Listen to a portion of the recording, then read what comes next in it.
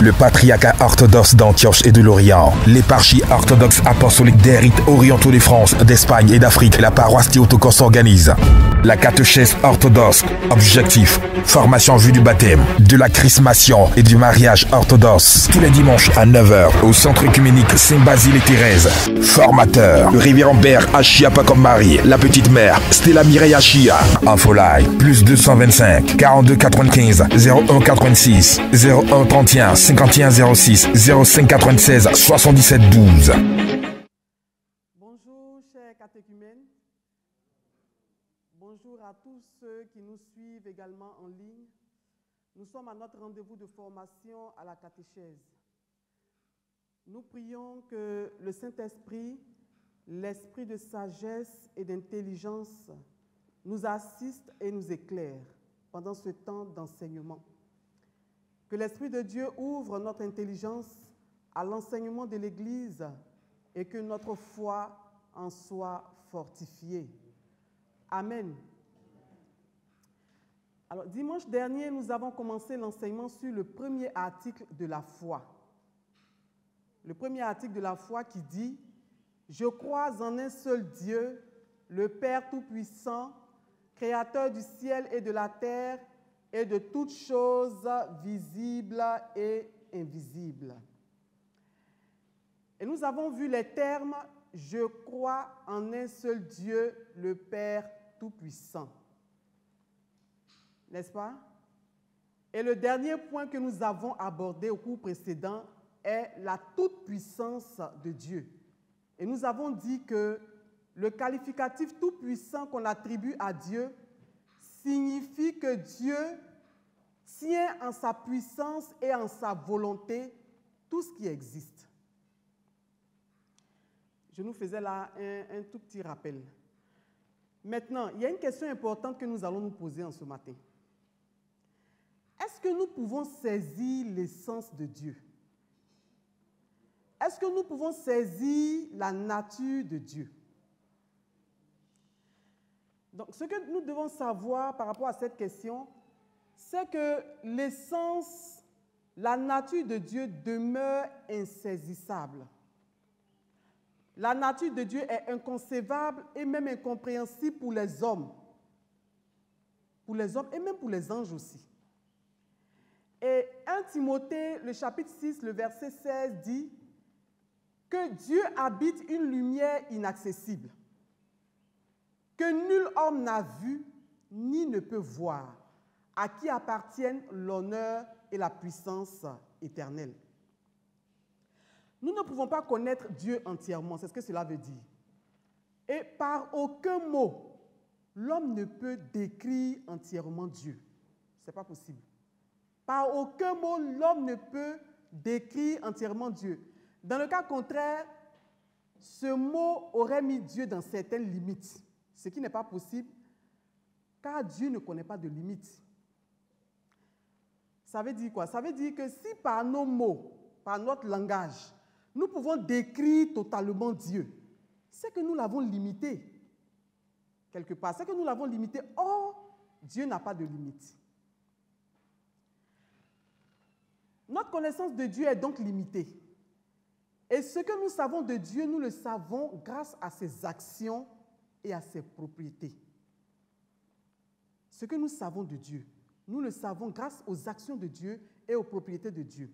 Et il y a un saint qui va dire ceci, Saint Grégoire, un saint orthodoxe et un père de l'Église, il va dire « Invisible de son essence, Dieu se fait visible dans ses actions. » C'est grâce aux actions de Dieu que l'homme essaie de connaître Dieu. Amen. Et quelles sont les propriétés de Dieu qui nous permettent de le connaître? Par exemple, Dieu possède l'intelligence. Il possède l'amour. Il possède la sagesse comme un homme. Ça, nous le savons, n'est-ce pas?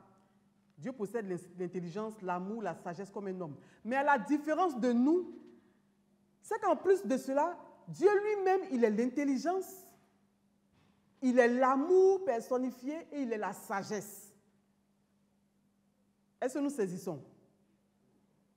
Et Dieu a beaucoup d'autres qualificatifs que nous allons voir. Dieu est bon. Dieu est bon. Jésus-Christ lui-même dit de la bonté de Dieu, il dit ceci, « Il n'y a qu'un seul bon, c'est Dieu. » En Matthieu 19, le verset 17. Il n'y a qu'un seul bon, c'est Dieu. Matthieu 19, verset 17. Dieu est amour et miséricorde. Ça, nous le disons toujours. Dieu est amour, il est miséricorde. Mais je vais nous faire là la différence. L'amour est une bonté exprimée par Dieu envers les êtres raisonnables, hommes et anges. L'amour est une bonté exprimée par Dieu envers les êtres raisonnables, hommes et anges. Et quand je parle d'être raisonnable, il faut entendre par être raisonnable les êtres qui demeurent dans sa volonté. Être, hommes et anges, qui demeurent dans la volonté de Dieu et qui restent attachés à Dieu. L'amour de Dieu est pour ceux-là. Maintenant, la miséricorde. Écoutez très bien pour saisir la petite différence.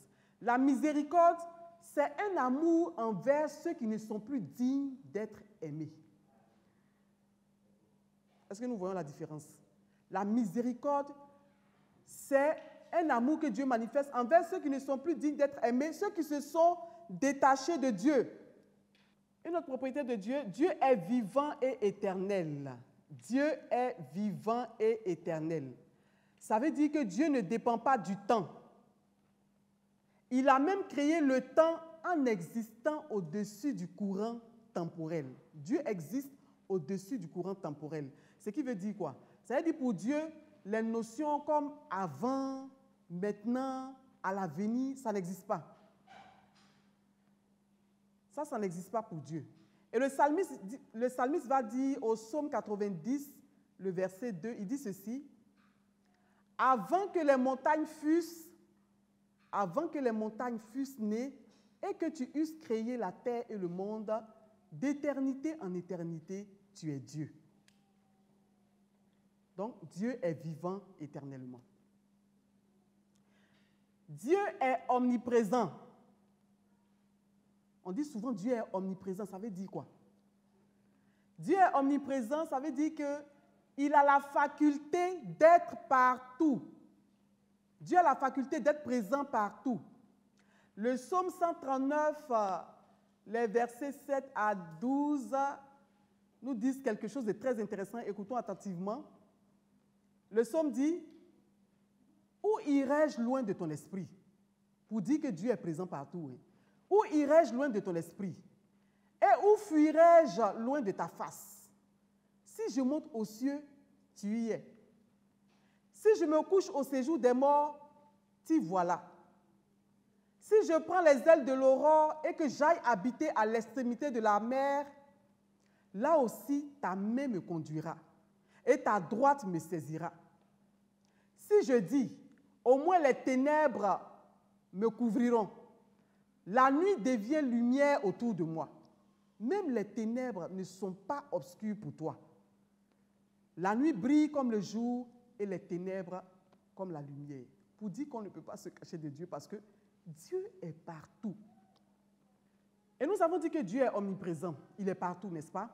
Mais il y a des endroits où Dieu se manifeste particulièrement. Il y a des endroits où Dieu se manifeste plus. Et selon la Sainte Écriture, selon les Écritures saintes, ces endroits sont, nous avons d'abord les cieux. Les cieux sont les cieux de l'Éternel. Mais il a donné la terre au Fils de l'homme. Psaume 115, verset 16. Donc Dieu est présent partout, mais il y a des lieux où Dieu se manifeste particulièrement. Et dans les Écritures saintes, nous voyons cela dans le Psaume 115, le verset 16, qui nous montre que les cieux sont les cieux de l'Éternel et il a donné la terre au Fils de l'homme. Ensuite, un autre endroit où Dieu se manifeste, le temple de l'Éternel. Le temple. Dieu se manifeste particulièrement dans le temple. Et l'Éternel va dire à Salomon, il dit, « J'ai entendu la prière suppliante que tu m'as adressée, j'ai donc consacré ce temple que tu as construit en acceptant d'y manifester pour toujours ma présence parmi vous. toujours plein de bonté envers vous, je veillerai sur lui. 1 Roi, chapitre 9, verset 3. Un autre lieu où Dieu se manifeste également. Dieu se manifeste en l'homme. Car l'homme peut devenir le temple de Dieu. Nous avons dit tout à l'heure que Dieu se manifeste dans le temple, n'est-ce pas? Mais l'homme peut devenir le temple de Dieu. Et nous voyons cela en 1 Corinthiens, le chapitre 3, le verset 16, qui dit « Ne savez-vous pas que vous êtes le temple de Dieu et que l'Esprit de Dieu habite en vous? » Donc nous sommes le temple de Dieu et Dieu habite en nous. Une autre propriété de Dieu. Dieu est inchangeable. Ça veut dire que Dieu ne change pas. Et l'apôtre Jacques, frère du Seigneur, dit ceci, que toute grâce excellente et tout don parfait descendent d'en haut du Père des Lumières, chez lequel il n'y a ni changement ni ombre de variation. Jacques, chapitre 1, le verset 17. Donc, Dieu est inchangeable. Et pourquoi Dieu ne change pas? Dieu ne change pas parce qu'il est la plénitude. Il est la source parfaite de la vie qui ne peut devenir encore meilleure. N'est-ce pas? Est-ce que nous suivons? Je vous explique ici pourquoi Dieu ne change pas. Parce qu'il est la source parfaite de la vie. Donc, il ne peut pas encore s'améliorer. Lorsque nous changeons, pourquoi est-ce que nous changeons? Nous changeons pour nous améliorer, pour devenir meilleurs, n'est-ce pas? Or, Dieu, il est déjà parfait. Il ne peut plus s'améliorer. Donc, Dieu ne peut pas changer. Il ne change pas parce qu'il est déjà parfait. Il ne peut plus devenir meilleur. Dieu est omniscient. Cela veut dire quoi? Cela veut dire que Dieu sait tout. Dieu sait tout. Hébreux, le chapitre 4, le verset 13, nous dit « Nulle créature n'est cachée devant lui, mais tout est à nu et à découvert aux yeux de celui à qui nous devons rendre compte. » Rien n'est caché devant Dieu. Dieu sait tout. Et le psalmiste va ajouter au psaume 147, le verset 5, le psalmiste dit ceci, « Notre Seigneur est grand, puissant par sa force. Son intelligence n'a point de limite. » Donc, Dieu sait toutes choses à l'avance. Il sait même ce qui va advenir, même les évolutions futures, tout ce que nous voyons dans ce monde-là. Dieu sait toutes ces choses-là à l'avance. C'est cela, l'omniscience de Dieu. Ensuite, Dieu est bienheureux. Nous sommes en train de voir là les qualificatifs qui nous permettent de connaître Dieu, d'essayer de connaître Dieu, n'est-ce pas? Dieu est bienheureux. Ça veut dire quoi? Ça veut dire que Dieu vit dans le bonheur éternel et absolu. Il n'y a rien dont il a besoin pour son être. Rien ne lui manque. Donc, Dieu étant bienheureux, il va partager son bonheur avec toutes ses créatures en leur offrant des biens, n'est-ce pas? Il va vouloir partager ce bonheur-là avec nous, en nous offrant les biens que nous sommes capables de percevoir selon notre nature et notre état. Je nous explique ça. Ça veut dire que Dieu partage son bonheur avec nous. Et nous sommes en mesure de recevoir ce bonheur en fonction de notre disposition de cœur et d'esprit.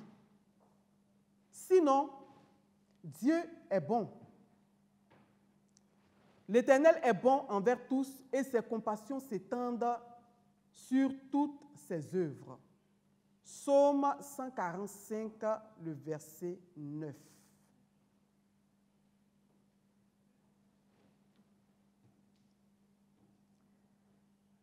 Ensuite, Dieu est juste. Nous voyons cela il y a plusieurs versets qui nous le disent, mais nous prenons ce verset, le psaume 11, le verset 7 qui dit « Car l'Éternel est juste, il aime la justice, les hommes droits contemplent sa face. La justice de Dieu commence ici-bas. Le psaume nous a dit que Dieu est juste et que ce sont les hommes droits qui contemplent sa face, n'est-ce pas? Et la justice de Dieu commence ici-bas. Maintenant, à la fin des temps, après le dernier et grand jugement, la justice de Dieu sera entièrement réalisée. Et elle sera connue par tout le monde. Et là, maintenant, chacun va moissonner selon ce qu'il a semé. Alléluia. Galates chapitre 6, le verset 7.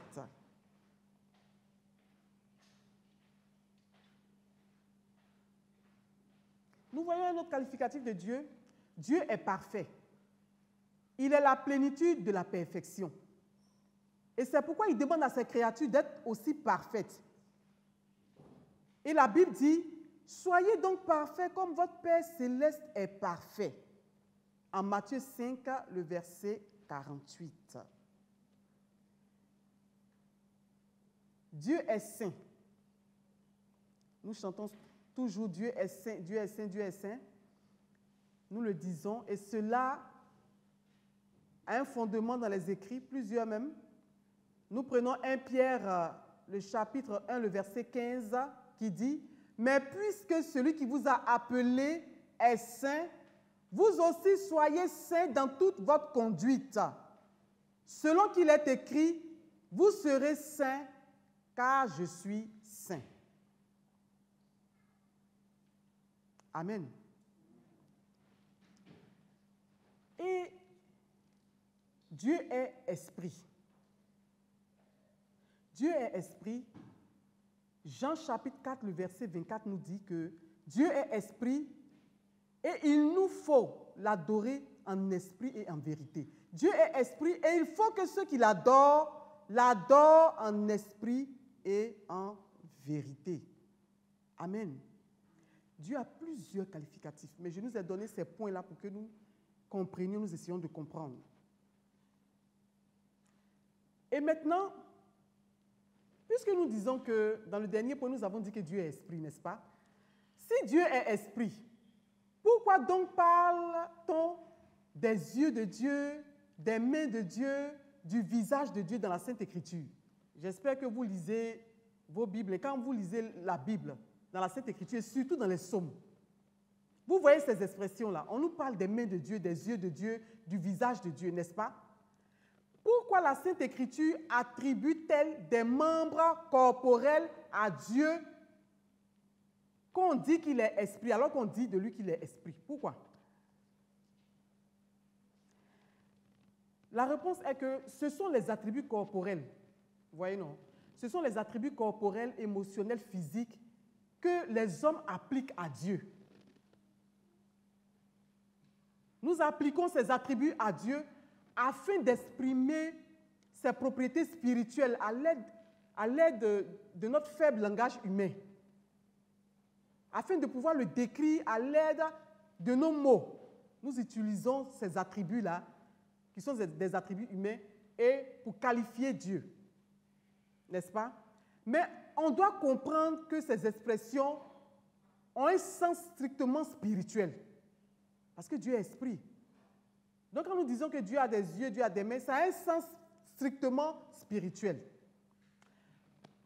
Et on va dire un peu, on va prendre quelques éléments pour dire à quoi est-ce que ces éléments-là renvoient. Quand on parle du visage de Dieu, ça renvoie à la révélation de ses actes.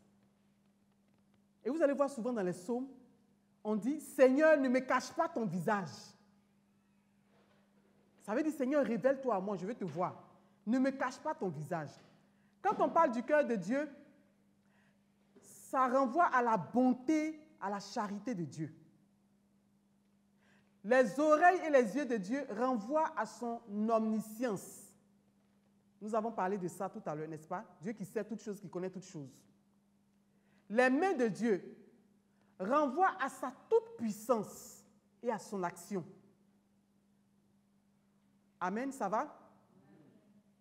Les oreilles de Dieu renvoient à l'attention miséricordieuse et l'acceptation de nos prières. Quand vous lisez les psaumes, quand vous lisez la Bible, vous entendez souvent « Seigneur, entends ma prière », comme si Dieu avait des oreilles. C'est à cela que ça renvoie, à l'attention miséricordieuse de Dieu. pour les hommes que nous sommes. La bouche de Dieu, ça renvoie à sa parole, à la révélation de sa volonté. Les pieds, les mouvements de Dieu montrent sa présence pour nous défendre contre nos ennemis ou pour nous aider. Souvent, on voit dans la parole, « Oh Dieu, viens à mon secours, Seigneur, hâte-toi vite, accours. » On dit même « Seigneur, accours. » On demande à Dieu de courir pour venir nous aider. Le serment, quand Dieu fait un serment, souvent vous voyez dans la Bible, Dieu dit « Je jure par moi-même telle chose. » Quand il faisait par exemple une promesse à Abraham, ou bien dans plusieurs versets de la Bible, le serment renvoie à la fidélité de Dieu. Quand Dieu donne sa parole, il l'accomplit. À la fidélité de sa promesse. Et la parole de Dieu nous parle souvent de la colère et de la fureur de Dieu. N'est-ce pas? La colère et la fureur de Dieu nous montrent son dégoût pour le mal, son aversion, son dégoût pour le mal. Par exemple, il y a un verset qui dit « Tu parcours la terre dans ta fureur, tu écrases les nations dans ta colère. » Tu parcours la terre dans ta fureur et tu écrases les nations dans ta colère. Et souvent, on parle de l'oubli. Dieu qui oublie ou l'assoupissement. Ça renvoie à la lenteur dans l'action de Dieu. C'est-à-dire, on attend que Dieu agisse pour nous et puis on ne voit pas son action rapidement. Et il y a un verset de la Bible qui dit, en Isaïe, qui dit « Éternel, si on disait l'Éternel m'abandonne, le Seigneur m'oublie. » Ce verset dit « Si on disait l'Éternel m'abandonne, le Seigneur m'oublie. » Quand nous sommes en attente que Dieu agisse dans un domaine de notre vie, que nous ne voyons pas l'action de Dieu, nous pouvons penser que Dieu nous oublie. Amen. D'accord. Donc nous avons vu rapidement tous ces points pour que nous puissions comprendre, saisir un peu Dieu, n'est-ce pas? Alors maintenant, nous allons aborder le dernier point du premier article. Le dernier point du premier article de la foi que nous avons commencé. Nous nous étions arrêtés à la toute-puissance de Dieu, n'est-ce pas? Et maintenant, nous allons voir Créateur du ciel et de la terre. Créateur du ciel et de la terre et de toutes choses visibles et invisibles. Nous allons voir maintenant cette expression. Dieu créateur du ciel et de la terre et de toutes choses visibles et invisibles. Qu'expriment ces paroles du symbole? C'est-à-dire quand nous entendons ces paroles, qu'est-ce que cela exprime? Qu'est-ce que ces paroles du credo expriment? Ces paroles veulent dire que Dieu a tout créé, que tout a été créé par Dieu et que rien ne peut exister sans Dieu. Cette expression trouve son fondement dans le livre de la Genèse. Quand vous lisez le livre de la Genèse, vous voyez toute la création. N'est-ce pas? Et on appelle Dieu le Créateur parce que toutes choses ont été faites par lui. Et rien de ce qui a été fait n'a été fait sans lui. Jean 1, le verset 3. Jean 1, verset 3. Et Saint Paul va dire ceci. Jésus-Christ, le Fils de Dieu, il va dire de Jésus, le Fils de Dieu, il va dire ceci. C'est par lui qu'ont été créées toutes les choses qui sont dans les cieux et sur la terre, les visibles et les invisibles. Soit les trônes, les dominations, les principautés, les puissances. Tout a été créé par lui et pour lui. Colossiens chapitre 1, verset 16. Alors, nous pouvons nous poser la question, pourquoi est-ce que Dieu a créé l'univers? Pourquoi est-ce que Dieu a créé l'univers? Dieu est amour, nous avons dit que Dieu est amour. Et donc, Dieu qui est amour a voulu avoir les communiants et les participants de son amour éternel, pour les aimer et pour qu'ils l'aiment aussi en retour, n'est-ce pas? Et à propos de l'amour de Dieu, il y a un saint orthodoxe, Saint Silouane de Latos, qui va dire ceci. Il a dit, « Je n'ai pas de force pour exprimer comment Dieu nous aime. Cet amour est conçu par le Saint-Esprit et une âme qui le prie connaît cet amour. » C'est-à-dire quelqu'un qui prie Dieu connaît l'amour de Dieu. Est-ce que Dieu aurait pu ne pas créer l'univers? Est-ce que Dieu était obligé de créer l'univers? Est-ce qu'il aurait pu ne pas créer l'univers, toutes ces choses qu'on dit qu'il a créées? Ce n'était pas nécessaire pour lui. Dieu aurait pu ne pas créer l'univers, puisque ce n'était pas nécessaire pour lui. Le Père, le Fils et le Saint-Esprit partagent toujours l'amour. Nous avons dit que c'est un Dieu trinitaire, un Dieu en 3 personnes. Donc, ils partagent toujours l'amour l'un avec les 2 autres dans l'éternité, sans avoir besoin de quelqu'un d'autre. C'est pourquoi la Sainte Église affirme que Dieu a tout créé par surabondance de son amour. Il aurait pu ne pas créer ces choses, mais il a tout créé par surabondance de son amour, l'abondance qui va au-delà du nécessaire. Amen, ça va? Comment est-ce que Dieu a créé l'univers? Dieu a créé l'univers à partir de rien. Quand nous lisons la Bible, nous voyons, on dit, il y avait le néant, il y avait le chaos. Et il y a une expression en latin qui dit cela. On dit, Dieu a créé les choses ex nihilo. On dit ex nihilo, je ne sais pas si vous avez déjà entendu cette expression, ça veut dire à partir de rien. C'est une expression latine.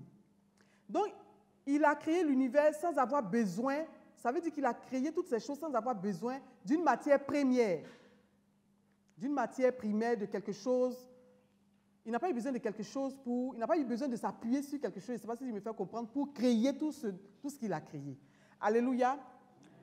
Et en 2 Maccabées, chapitre 7, le verset 28, nous lisons ceci. La parole dit, « Je t'en conjure, mon enfant, regarde le ciel et la terre, vois tout ce qu'ils contiennent et sache que Dieu les a créés de rien et que la race des hommes est arrivée ainsi à l'existence. » Amen. Maintenant, nous allons voir que signifient les choses invisibles. On dit Dieu a créé les choses invisibles. Nous allons voir les choses visibles après, mais pour le moment, nous sommes sur les choses invisibles. Qu'est-ce que ça signifie? Les choses invisibles dont nous parle le credo. En nous parlant des choses invisibles, le symbole de la foi sous-entend le monde spirituel et invisible auquel appartiennent les anges. En parlant des choses invisibles, le credo sous-entend le monde spirituel, le monde invisible auquel appartiennent les anges. Et qui sont les anges? Nous savons que c'est une réalité qui existe, n'est-ce pas? Vous croyez au moins en cela? Ok. Donc, qui sont les anges? Les anges sont des bons esprits. Ce sont des bons esprits dotés d'intelligence. Donc, ce sont des bons esprits intelligents, incorporels et puissants. Ils sont au service de Dieu, envoyés pour exercer un ministère en faveur de ceux qui doivent hériter du salut. Les anges ne sont envoyés, ils sont au service de Dieu, mais ils ne sont envoyés que pour exercer un ministère en faveur de ceux qui doivent hériter du salut. Hébreux chapitre 1, verset 14. Et le mot ange veut dire messager. Les anges communiquent la volonté de Dieu. Donc le nom ange, ça veut dire messager. Ils communiquent la volonté de Dieu. Comme nous voyons dans la Bible, l'archange Gabriel, par exemple, qui fut envoyé à la très sainte Vierge Marie pour lui annoncer d'avance la conception surnaturelle du Sauveur. Il est venu et il lui a annoncé qu'elle allait enfanter le Sauveur du monde et comment ces choses allaient se passer. Amen.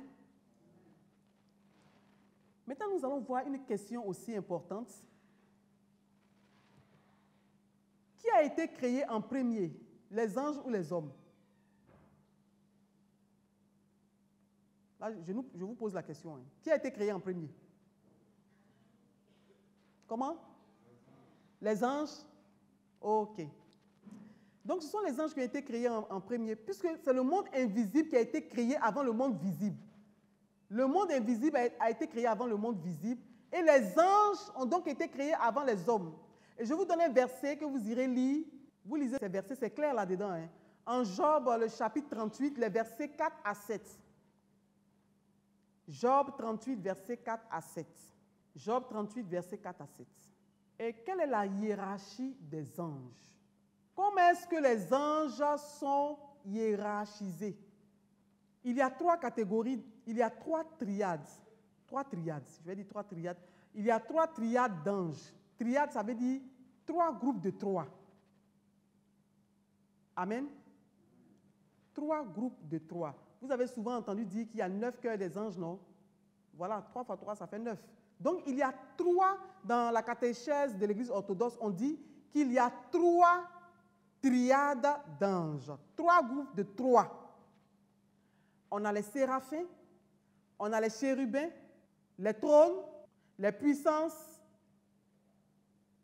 les vertus, les dominations, les principautés, les archanges et maintenant les anges. C'est noté? Ou bien je reprends? On a en haut de l'échelle, on va dire comme ça, hein?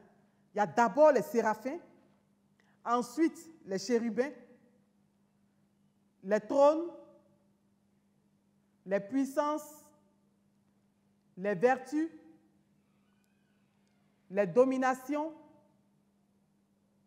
les principautés, les archanges et les anges. Amen. Maintenant, on parle souvent d'anges gardiens. N'est-ce pas? On dit souvent mon ange gardien, on parle d'anges gardiens. Qui sont les anges gardiens? Les anges gardiens sont les anges protégeant une personne ou un peuple. Quand on parle d'anges gardiens, il ne s'agit pas seulement des anges protecteurs des personnes. Les anges gardiens sont les anges protégeant une personne ou un peuple.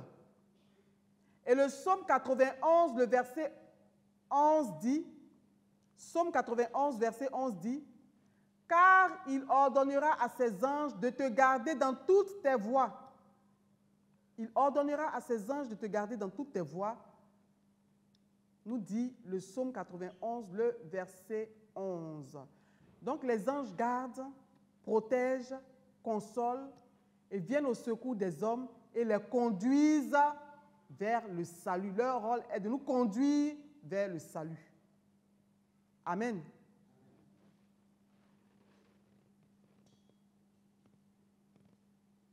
Maintenant, puisqu'on a dit que on a parlé d'anges gardiens qui protègent les hommes et les peuples, on peut se demander, mais est-ce que chacun de nous a vraiment un ange? Surtout que nous l'avons, souvent pour certains n'ont jamais fait l'expérience de leur ange gardien. Donc quelqu'un peut se demander, mais est-ce que moi j'ai vraiment un ange? Je ne l'ai jamais vu, je n'ai jamais fait l'expérience de mon ange gardien. Est-ce que c'est vrai que moi j'ai vraiment un ange, n'est-ce pas? La réponse est sans aucun doute. Chaque homme a sans aucun doute un ange gardien. Chaque homme a certainement, a assurément un ange gardien. Et on peut s'en convaincre par les paroles suivantes de Jésus-Christ. C'est Jésus lui-même qui parlait. Pour nous convaincre de cela. En Matthieu 18, le verset 10. Le Maître dit, « Gardez-vous de mépriser un seul de ces petits, car je vous dis que leurs anges dans les cieux voient continuellement la face de mon Père qui est dans les cieux. » Amen. Donc, chacun de nous a un ange gardien. Alléluia. Maintenant, on entend aussi souvent dire, il y a des bons anges, il y a des mauvais anges. N'est-ce pas? Donc, on va se demander, est-ce que tous les anges sont bons? Tous les anges sont-ils bons et bienfaisants? La réponse est que, à l'origine, tous les anges ont été créés bons à l'origine. Mais certains d'entre eux sont volontairement devenus méchants par la désobéissance à Dieu. Ils se sont détachés de Dieu et ils se sont attachés à l'orgueil. Ils se sont attachés à l'orgueil, à l'amour propre et à la méchanceté. Ce sont des anges qui n'ont pas gardé leur dignité, mais ils ont abandonné leur propre demeure. la demeure que le Père leur avait faite. Ils n'ont pas gardé leur dignité. Et nous voyons ça en Jude 1, verset 6. Vous lisez Jude 1, verset 6 et vous verrez cela clairement.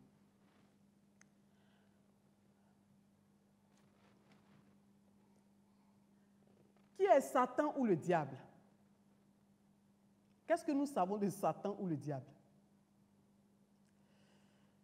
Satan, c'est l'un des archanges qui a voulu se comparer à Dieu. Et Satan même veut dire celui qui résiste. Ça veut dire adversaire. Il est l'adversaire des hommes. Et il est l'adversaire des anges. Mais il n'est pas l'adversaire de Dieu. Hein? Il n'est pas l'adversaire de Dieu. Il ne peut pas résister à Dieu. Il est l'adversaire des hommes et des anges, mais il n'est pas l'adversaire de Dieu. Parce qu'il ne peut pas résister à Dieu. Et il faut que nous sachions quelque chose. Quelque chose de très important. Il y a des personnes j'ai entendu souvent ce genre de réflexion, puisque Satan vraiment met le monde dans une telle désolation et qu'il fatigue les humains. Est-ce qu'on ne peut pas intercéder pour Satan pour qu'il devienne bon et puis tout va être bon dans le monde? Là, il va nous laisser en paix et puis on sera heureux. À propos de cela, il faut que nous retenions ceci. Le diable ne va jamais se repentir. Et même intercéder pour lui, là, c'est un péché. Est-ce que quelqu'un m'entend? Parce qu'il ne va jamais se repentir. Le diable ne se repentira jamais. Et il sera jeté au feu éternel qui est préparé pour lui et pour ses anges. Nous voyons cela en Matthieu 25, le verset 41. En Apocalypse 12, le verset 9.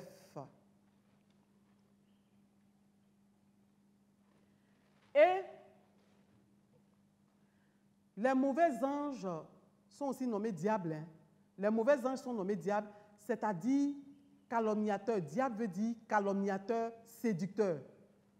Parce que tous leurs efforts tendent à entraîner les hommes au mal par leur ruse. Tous leurs efforts, c'est pour séduire les hommes en nous inspirant des pensées mensongères, des pensées mauvaises et des désirs condamnables. N'oublions pas que la Bible dit que le diable est venu pour faire quoi? Voler, tuer, dérober et détruire, n'est-ce pas? Donc, le but principal du diable et de ses anges, c'est de détruire l'homme sur tous les plans.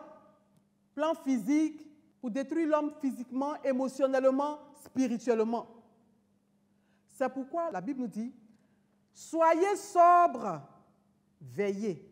Votre adversaire, le diable, rôde comme un lion rugissant, cherchant qui il dévorera.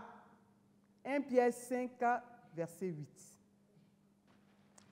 Amen. Maintenant, on peut se demander, puisqu'on a dit tout à l'heure qu'à l'origine, Dieu a créé toutes choses bonnes, n'est-ce pas? Tout était bon à l'origine. Mais on peut se poser la question, d'où vient le mal? Le mal vient d'où? Donc, à cette question, la réponse est, d'abord, la nature ne peut pas être mauvaise, comme nous l'avons vu, n'est-ce pas? La nature ne peut pas être mauvaise, car tout ce que Dieu a créé était bon. Genèse 1, verset 10. Pourtant, l'état de la nature peut être mauvais, selon le choix libre dirigé contre Dieu. Suivons attentivement ça. Hein. Parce que Dieu a créé les hommes libres. Voilà, il nous a créés libres. On ne nous dit pas dans la Sainte Écriture que le monde est mauvais, mais on nous dit que le monde est plongé dans le mal. Ce monde-là est au pouvoir du prince des ténèbres. C'est ce que nous dit la Bible en 1 Jean, chapitre 5, verset 19. Donc, le mal, c'est quoi? Le mal, c'est un état dans lequel demeure la nature des êtres qui se sont détournés de Dieu. Et je vais nous donner des images pour que nous comprenions. Le mal est comparable à un parasite. Le mal est comparable à un parasite. Le mal est comparable, c'est comme une rouille. Voilà. Le mal est comme la rouille qui parasite le métal. C'est comme la maladie qui vient se mettre sur un corps sain. N'est-ce pas? Le corps a été créé sain, sans maladie, bien portant. Et puis la maladie maintenant vient se mettre sur le corps. Ça veut dire quoi? Ça veut dire que le bien existe d'abord. Comme Dieu a créé toutes choses bonnes à l'origine et le mal est venu après, les choses sont bien. Le bien existe d'abord. C'est comme, je vous donne encore une autre image, c'est comme vous achetez un vêtement neuf, n'est-ce pas? Vous achetez un nouvel habit. Mais avant que l'habit ne vieillisse, l'habit était neuf. L'habit était nouveau. L'habit n'était pas déchiré. Et ensuite, maintenant, l'habit va peut-être se déchirer, va se gâter en langage courant. Est-ce que ça va? Est-ce que vous saisissez les exemples? Ou bien encore, c'est comme un fruit. Le fruit est bon. Et puis maintenant, le fruit pourrit après. Mais il a été bon d'abord, avant de pourrir. N'est-ce pas? Ce qui veut dire quoi? Ce qui veut dire en réalité que ce qui existe vraiment là, ce qui existe en réalité, ce n'est que le bien. Ce n'est que le bien qui existe en réalité. OK? Le mal n'existe pas en tant que tel. Le mal n'est que le dommage du bien. Est-ce qu'on saisit? Le mal même n'existe pas en tant que tel. Ce qui existe en vérité, c'est le bien. Maintenant, le mal est le dommage du bien. Et le mal va se manifester réellement et personnellement dans le monde à travers la volonté déchue des mauvais anges et de certains hommes. Donc, c'est librement que nous-mêmes nous choisissons le mal, que nous faisons le mal. Et dans ce sens-là, la source du mal pour les hommes, c'est le malin. Et quand on parle du malin, c'est le diable. Le malin qui sème des plantes que le Père Céleste n'a pas plantées. Alléluia. Et Jésus va dire, toute plante que n'a pas plantée mon Père Céleste sera déracinée. Matthieu 15, 13. Et le Christ va bien illustrer ça encore dans la parabole du bon grain et de l'ivraie. Toujours dans l'évangile de Matthieu au chapitre 13, les versets 24 à 28. Il va dire, le royaume des cieux est semblable à un homme qui a sémé une bonne sémence dans son champ. Mais pendant que les gens dormaient, son ennemi vint, séma de l'ivraie parmi le blé et s'en alla. Lorsque l'herbe eut poussé et donné du fruit, l'ivraie parut aussi. Les serviteurs du maître de la maison vinrent lui dire, « Seigneur, n'as-tu pas semé une bonne semence dans ton champ? D'où vient donc qu'il y a de l'ivraie? » Il leur répondit, « C'est un ennemi qui a fait cela. » Donc Dieu a créé toutes choses bonnes à l'origine. Le mal, c'est l'état dans lequel demeure la nature des hommes, la nature des êtres qui se sont détournés de Dieu, qui se sont coupés de Dieu. Amen. Est-ce que ça va? Alléluia. Est-ce que ça va? Je peux voir vos mains? Voilà. Nous nous arrêtons là pour aujourd'hui. Que la connaissance de la parole de Dieu nous aide à être et à demeurer cette bonne semence que le Père a plantée dans son champ pour la gloire de son nom. Nous nous disposons pour la divine liturgie. Que Dieu vous bénisse. Le patriarcat orthodoxe d'Antioche et de l'Orient, l'éparchie orthodoxe apostolique des rites orientaux de France, d'Espagne et d'Afrique, la paroisse Théotokos s'organise. La catéchèse orthodoxe, objectif, formation en vue du baptême, de la chrismation et du mariage orthodoxe. Tous les dimanches à 9h au centre œcuménique Saint-Basile et Thérèse. Formateur, le révérend Père Achia Pacombari, la petite mère Stella Mireille Achia. Infoline, plus 225 42 95 01 86 01 31 51 06 05 96 77 12.